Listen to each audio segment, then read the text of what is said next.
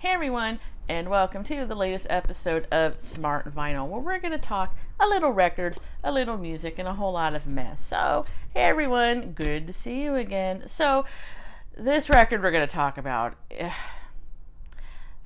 I don't know how I feel about this record. I know what people tell me how I should feel about this record, but I don't feel that way about this record. I do respect it. I don't hate it, but I don't love it.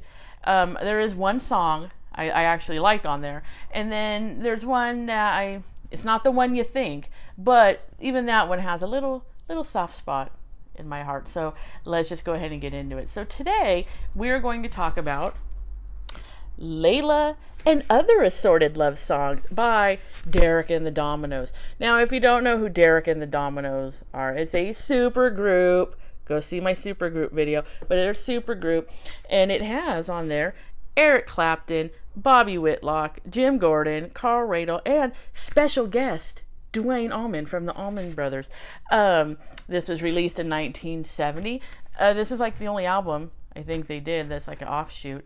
And it is known for the song Layla, right?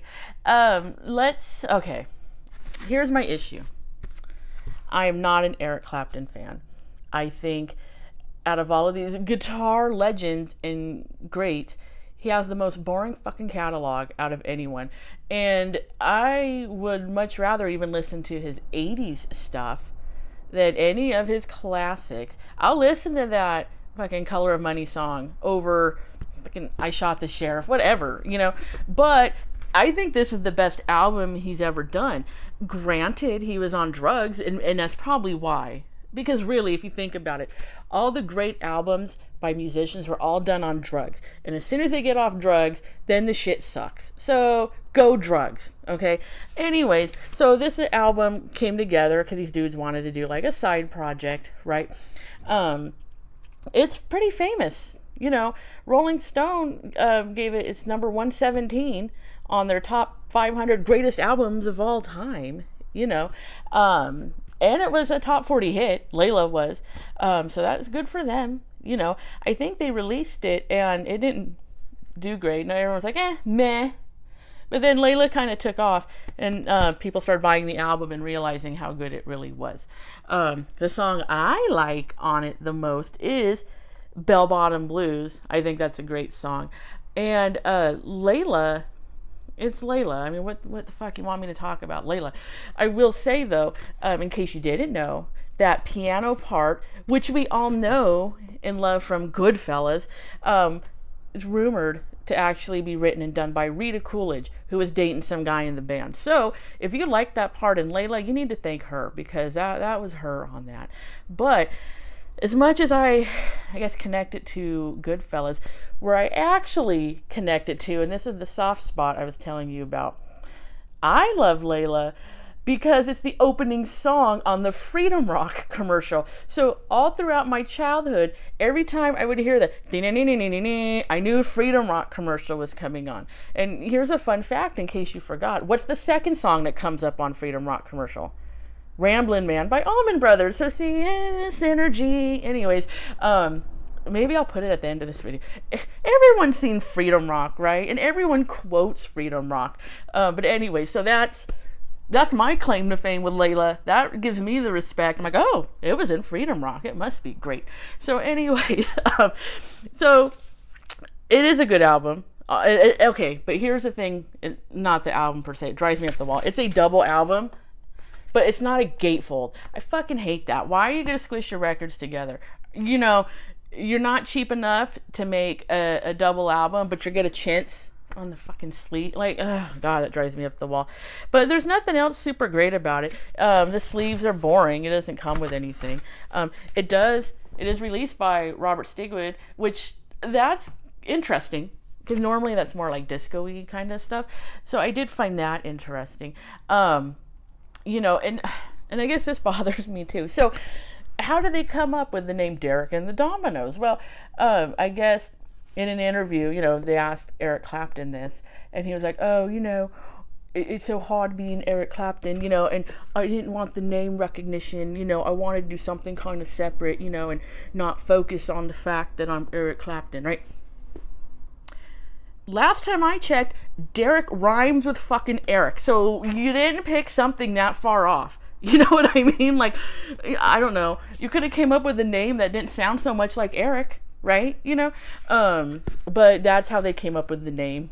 Because Eric Clapton was a pretty big star by 1970, because he was in Cream and Yardbirds, whatever, you know? So, I get that. That's why supergroups always have, like, super dumb names. But Derek and the Dominoes does not sound all that different from Eric and the Dominoes. Anyways, that's bad.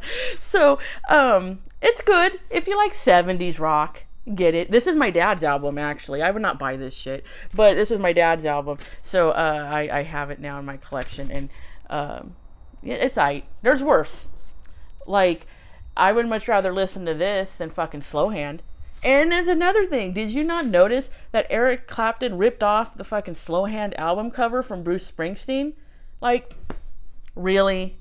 You thought of that by yourself? Really? Okay. So anyways, yeah, you can tell I'm not an Eric Clapton fan. Yeah, I guess I'll give him respect, right? But other than that, I'm like, whatever.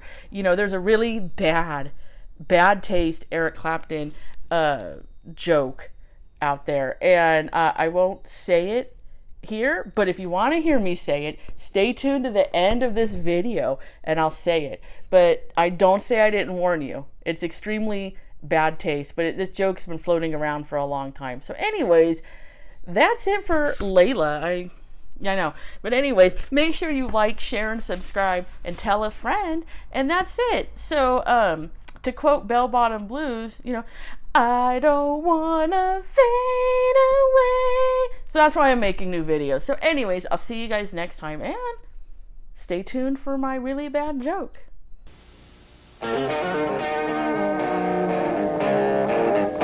Hey man, is that Freedom Rock? Yeah, man. Well, turn it up, man. Lord, I wanna follow every man. People all over the world, everybody, join hands. Gonna love free. The ink is black, the page is white. Don't you want somebody to love? Making friends for the world to see. To everything, turn.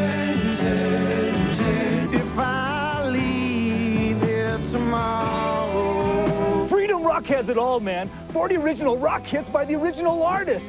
On 4 records, 3 cassettes, or 2 CDs. Here's more. In a white room with black curtains.